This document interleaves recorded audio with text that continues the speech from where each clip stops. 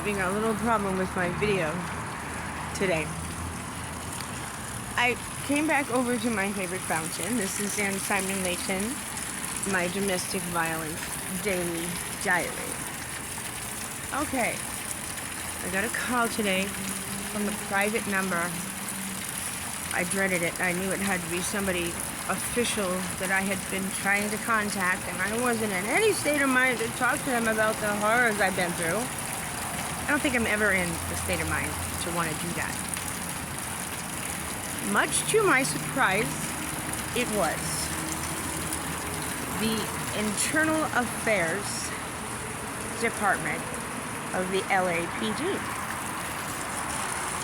The Internal Affairs Department received a complaint from me online last May.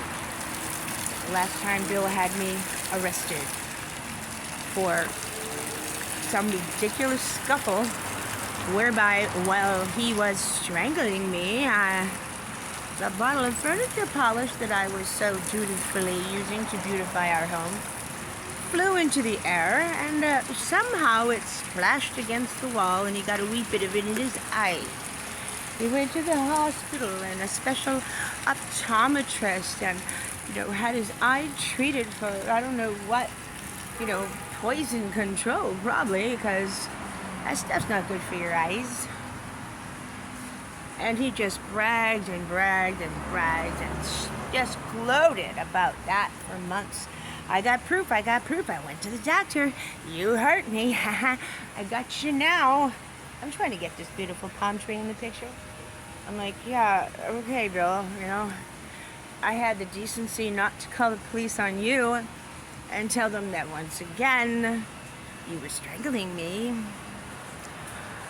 So I started talking to the Internal Affairs about the various grievances that I had with the way I've been treated by the LAPD.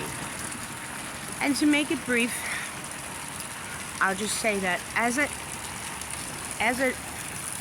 disabled person, physically disabled from multiple blunt force trauma, I don't feel that I was given any sort of consideration, and they twisted and contorted my body into torturously painful situations that were reminiscent of what I read about what they had done at Guantanamo. It's called a torture position, where they tie a prisoner into a certain position that's extremely painful because it rips and tears at the tendons and ligaments and muscles, and the bones are pushed beyond their limits. And then I went on to remember other egregious brutality I suffered at the hands of the LAPD. But the main crux of my complaint was the sex bias in the determination of who is the primary aggressor. The crippled, old, disabled lady, or the trained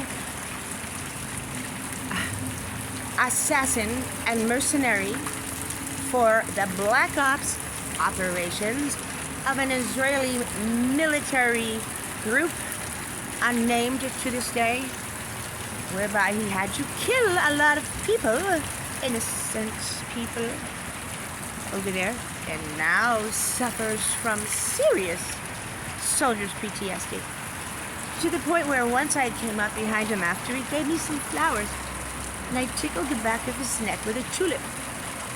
He turned around and warned me that he could kill for less. Don't ever come up behind me and startle me like that, coming up on me like that. I could kill you, in an instant without even thinking about who you are. Oh. So that's your excuse for brutalizing poor, innocent, disabled women who are like your wife? He's full of shit, more. Because he didn't have this in the first 2 years I knew him. Didn't have that.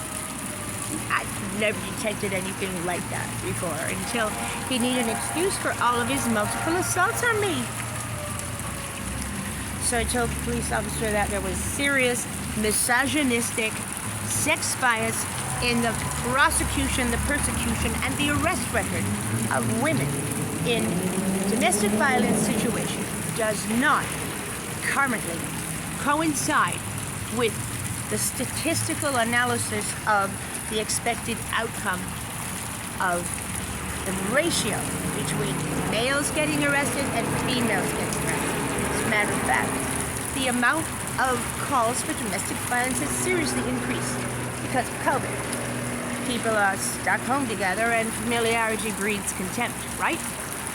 So, with all of these new cases that wouldn't have been if it wasn't for COVID, a disproportionate number of women being chosen as primary aggressor have been documented, and a very prestigious and well-vetted out study and expose was printed in a very extensive, pages and pages long article, feature article in the LA Times, specifically using the word misogynistic, patriarchal, discriminatory LAPD practices that we shouldn't have to tolerate. But that's all they do. They write about it, they say, look what's happening, and then nobody does shit. So, I was more than happy to lend my opinion to this internal affairs officer. But I also insisted on an in-person meeting. I said I need to go back over the police report and refresh my memory. I'll bet you I'll come up with a lot of other grievances as well that are of interest to the internal affairs department. He agreed. So I'm going to meet with them at another time. And then I reminded Bill, my husband, I'm aiming all of my cannons at the system, the LAPD, the public defender's office, the city attorney's office. I'm not aiming anything at you. You should be so grateful for my loyalty. It's too bad I don't receive the same kind of loyalty from you as I give you. He doesn't deserve it. He deserves to go to prison for life, but, he's my husband, so I don't want that. I always tell him, whatever happens to you, Bill, happens to me, so I don't want anything to happen to you. I just don't want to, I'm not going to take a fall for you. I'm not going to allow myself to be framed. No. That's it for now. I have to take a little drive to cool off because Bill and I have a little auto mechanic issue today that we don't agree on. I don't think he's thinking straight. I don't think he's making proper decisions when it comes to anything, quite frankly. This is Ann Simon Layden signing off, Beverly Hills, California. There goes another tow truck looking for another victim. Bye for now.